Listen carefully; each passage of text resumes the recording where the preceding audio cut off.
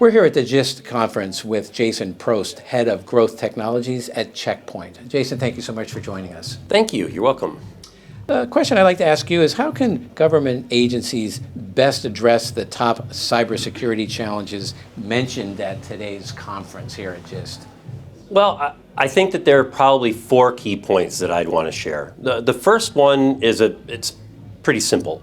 I think finding a good partner, finding a good integrator and a good supplier or a set of suppliers and working with them to understand what your program is, what your needs are, can help to shepherd that program over time, because every agency is going to be going through a journey. It's not just a procurement cycle, it's a journey that they're having to take. And those integrators and suppliers need to align with those agencies' programs so that they are coordinated.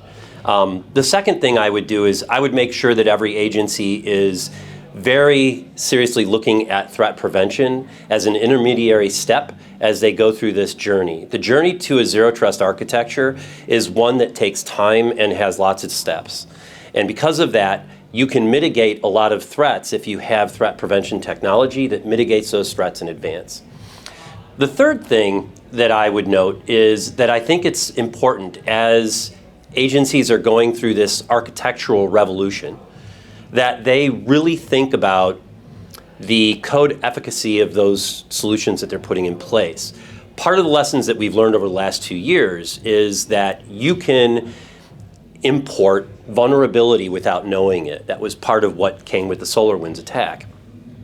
And so making sure that those security solutions that you're putting in place are secure code by design, that they are secure, not just providing security, but they are secure themselves, is a very important facet. And then the fourth one, and probably the most obvious one, is that the government releases some very, very good guidance.